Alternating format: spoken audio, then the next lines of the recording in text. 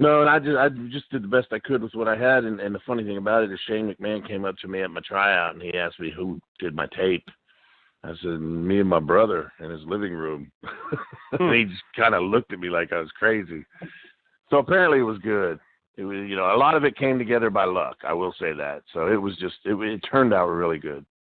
It is awesome that Shane sees it because that means that they're kind of passing it around. Everybody's getting a chance to look at it like, oh, look at this guy. Look at this tape. That's kind of pretty cool. Yeah, it was.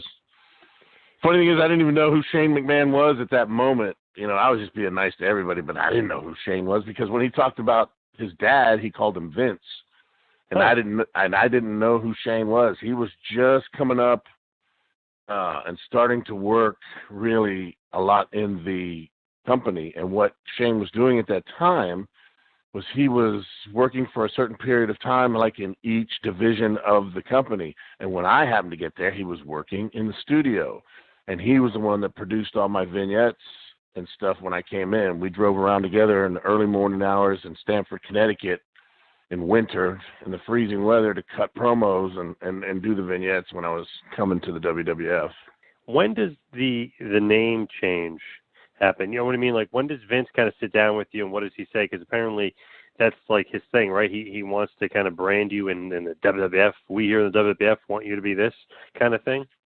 Well, yeah, and it wasn't Vince. It was Shane. It was Shane. The morning they flew me up to do vignettes, after I was hired and signed the contract, they flew me up to do vignettes to Stamford, Connecticut. And that morning I sat down with Shane, and he goes, yeah, we've been tossing around some ideas for names.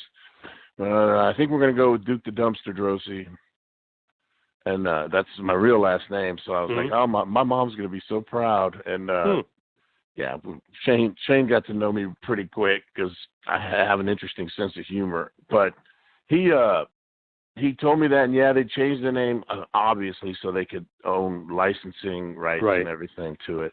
Was that a lot of fun hanging out with Shane and doing those vignettes and kind of being able to show your creativity?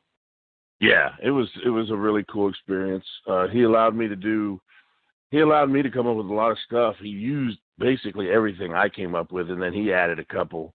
I think he came up with the one that was like the Michael Jordan commercial where he bounced off the thing and whatever off the side of the wall and nothing but net. And I did that thing at the dump. I threw it over the building, off the payloader, off the dumpster, and straight in the garbage or whatever it was. He came up with that one, and I think he came up with a couple where I was up in the middle of this huge pile of garbage kind of promo, and then I came up with the rest of them. Thank you for watching the Hannibal TV. Please like this video if you enjoyed it, and click the subscribe button to not miss any of our latest shoot interviews, match videos, or news.